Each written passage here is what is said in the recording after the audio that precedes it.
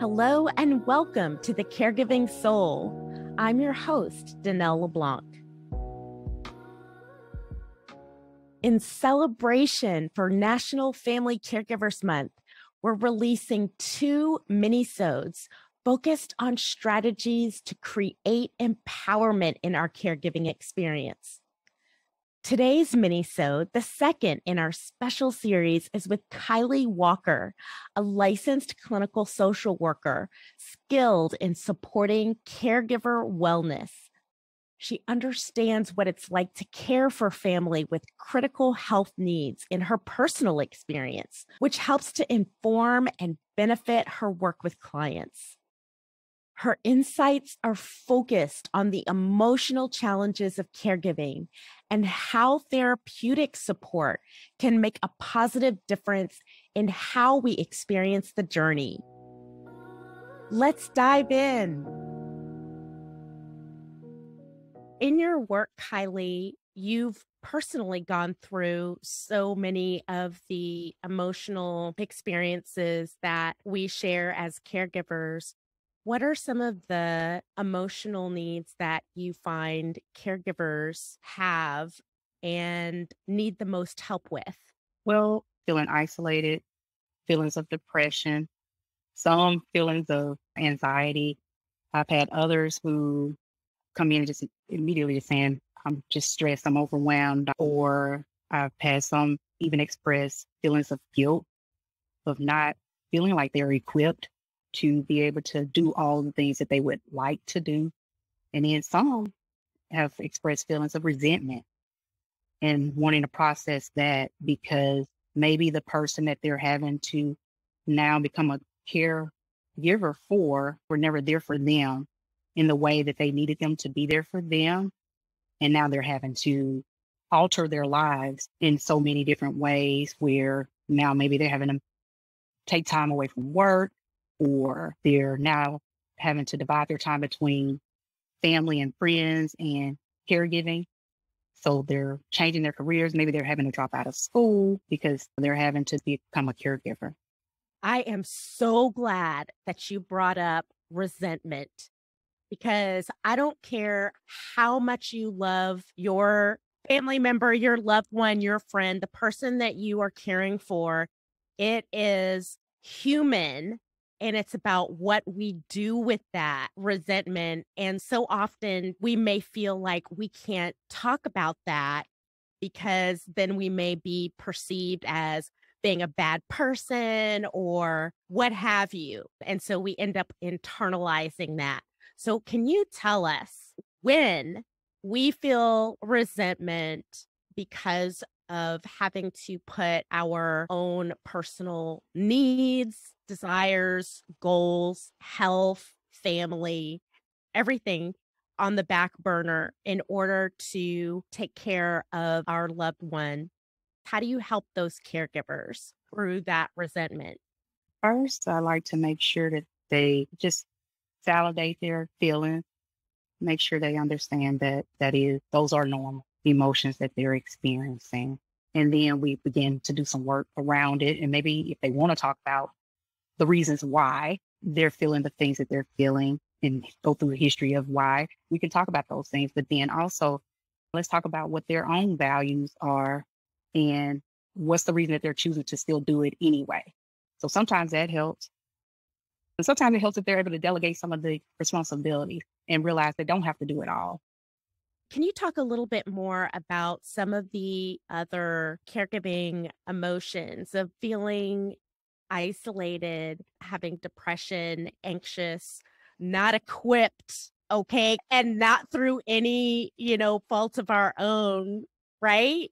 When they're not feeling equipped as a caregiver, sometimes I help them connect with another community for support or just referring them to different agencies. So it just depends on what it is that they're needing extra support in, like to different resources online that may be able to explain some of the things that they're lacking in, or reminding them of different apps that are available or different companies that can come in and provide relief.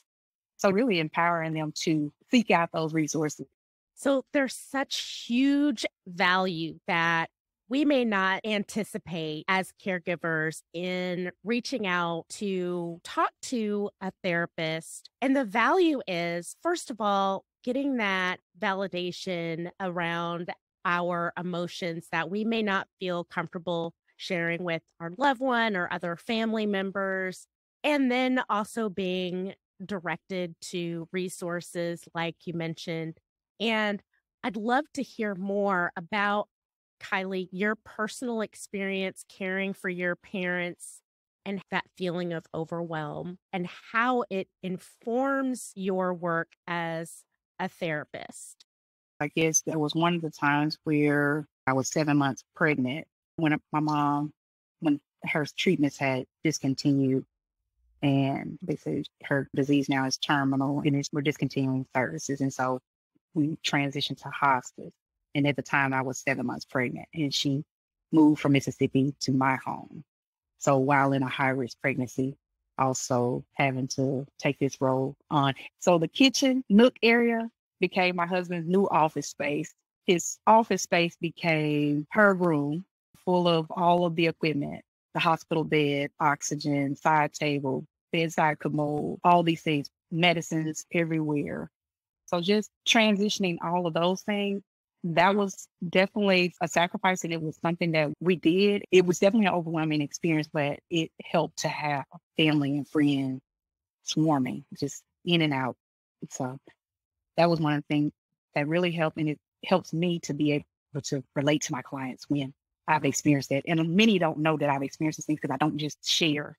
I allow them to share when they come to talk to me, unless they ask, and then I'll share. But otherwise, they don't know.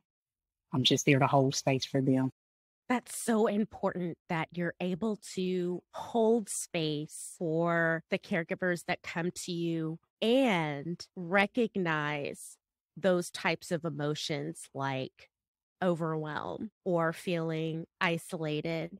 It's such a huge load emotionally for family caregivers, for professional caregivers, and frankly, there's just not enough therapists to go around. I don't care if everybody reached out to a therapist right now, there still wouldn't be enough therapists to go around. So, how can the rest of us help? What are some of the ways that we all can help emotionally support caregivers in our lives?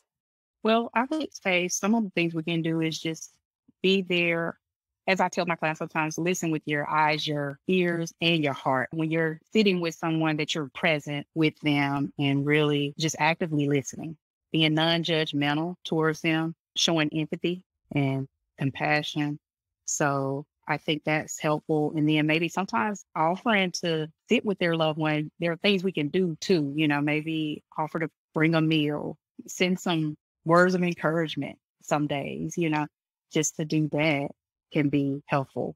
Sometimes it's not about the specific action, but there's emotional support in letting a caregiver know that they are seen Mhm. in whatever way. That's the emotional support. And I'm also so glad that you brought up the importance of non-judgmental listening, because human beings have different opinions about different choices. Right. It's so important that we can be present and listen to someone in a non-judgmental way and with our heart, as you said, to listen with our hearts. One of the things that happened for me in caring for my father-in-law was that I was perceived as and was a strong person, that competent person that got things done, that it would be a weakness to acknowledge that, you know what, I'm at the end of my rope, or to feel that I can't talk about this because nobody is really going to understand. It felt like no one would understand what I was talking about, that I was just complaining. And so it would just be better just to keep it to myself. So Lord knows I could have used somebody like you. If I had walked into your office and I told you that, how would you help me reframe that thinking? How would you help someone who was stuck in that mindset? I would, for one, I'd want to validate those feelings. And then I'd want to check in and see how you would be able to get some respite, because that may be true. You may be feeling exhausted and unable to go any further. And so I would try to work with you to try to get some respite if we can. But if we can't, then at that point, trying to see how we can, without you even leaving the house, how you can tap in internally to find some peace, find some joy through the power of breath, through the power of reframing, taking 15 minutes or whatever to step away, to take some time to replenish again. There's a reason behind why we feel the way we do. Mm-hmm. And once that's acknowledged, then that makes room for potential solutions like the respite care or the breath work, or taking a moment to listen to some music that fills us up. Mm-hmm. Kylie, thank you so much for the work that you do to walk us through all of these difficult emotions in caregiving, grief, and loss. Thank you so much for joining us. You're welcome. Thank you for having me, Danelle. Thank you for joining our Minisode with Kylie. For more information on National Family Caregivers Month, check out our show notes. The Caregiving Soul is an Empowered Us original presented by Good Days, hosted by me, Danelle LeBlanc. If you liked this episode, be sure to rate and subscribe to the show wherever you get your podcasts. And remember, the right care includes care for you.